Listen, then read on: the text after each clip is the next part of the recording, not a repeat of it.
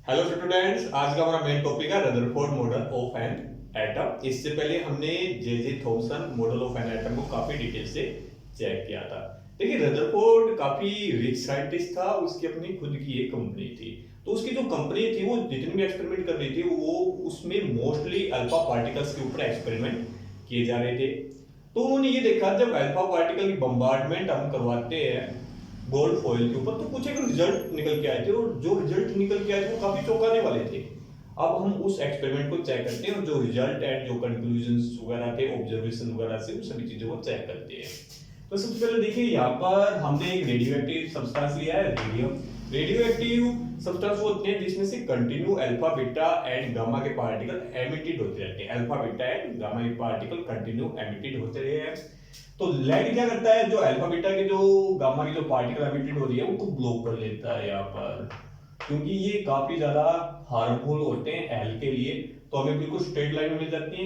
ये जो स्लाइड है, स्लाइड क्या करती है, जो अल्फा के जो पार्टिकल है उनको बिल्कुल सीधी एक लाइन के अंदर हमें मिल जाते हैं। यहाँ पर हमने गोल्ड फॉइल को रखा हुआ है, यहाँ पर हमने जिंक सल्फाइड की एक लेयर लगा रखी है फ्लोरोसेंट्स की स्क्रीन के ऊपर।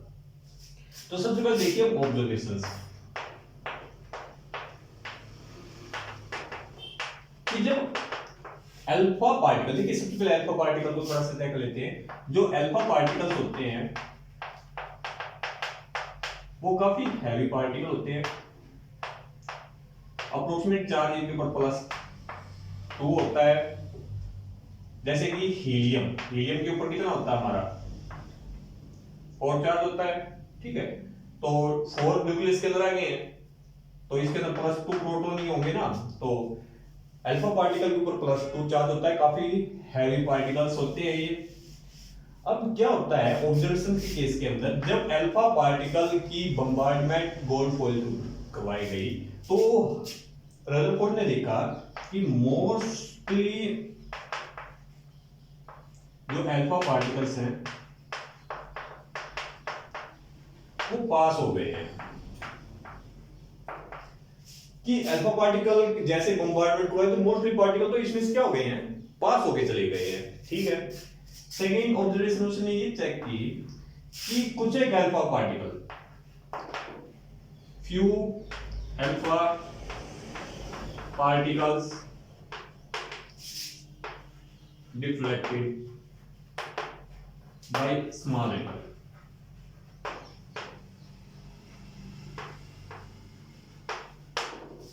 कुछ एक अल्फा पार्टिकल ऐसे थे जो स्मॉल एंगल के साथ क्या हो गए, डिफ्लेक्ट हो गए, उन्होंने अपनी डायरेक्शन को चेंज कर लिया है।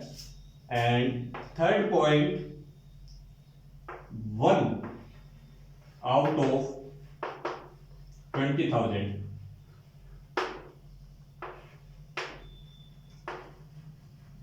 Come back.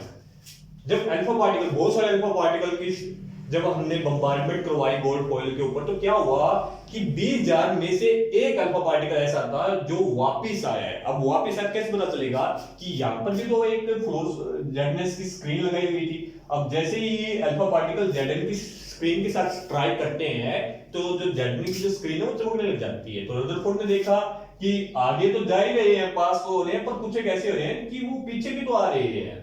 तो उसने इसकी काउंटिंग भी की, तो 1/20,000 ये निकल के आया। तो ये हमारे ऑब्जर्वेशन थे। तो ऑब्जर्वेशन में पहला पॉइंट क्या था, मोस्टली अल्फा पार्टिकल क्या हो गए, पास हो गए। Few alpha particle deflected by small angles हो गए, कुछ एक अल्फा पार्टिकल थे जो स्मॉल एंगल के साथ डिफ्लेक्ट हो गए हैं। And out of 20,000 one out of 20,000 come back. एक 20,000 में एक ऐसा है जो वापिस उस डायरेक्शन के अंदर आ गया है, ठीक है।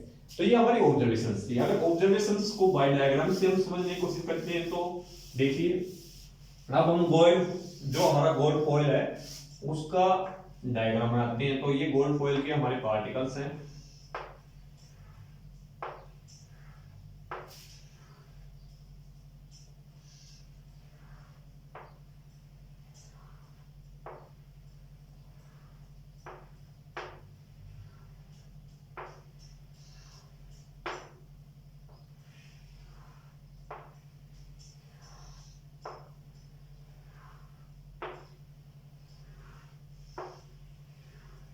तो ये हमारे गोल्ड फॉइल के पार्टिकल हैं, अरेंजमेंट है गोल्ड फॉइल के अंदर।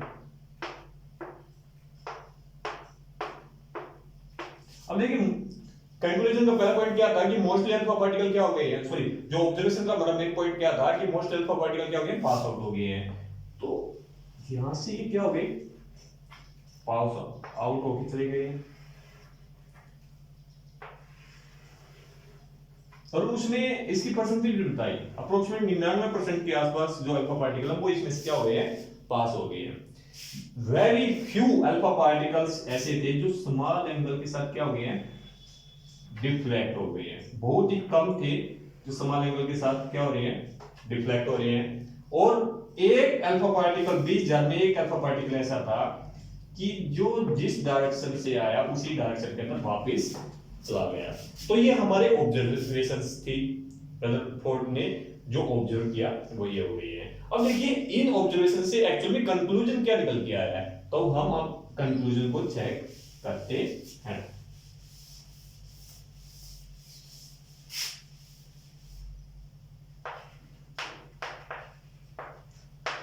कंक्लूजन में देखिए पहला पॉइंट हमारा ऑब्जर्वेशन क्या था, मोस्ट अल्फा पार्टिकल क्या हो गए, पास आउट हो गए। अगर कोई चीज किसी चीज में से पास आउट हो रही है, सिंपल बात है वहां पर क्या है, स्पेस है। तो हम बोल सकते हैं अगर अल्फा पार्टिकल्स पास हो रहे हैं तो वहां पर क्या है, स्पेस है, ठीक है।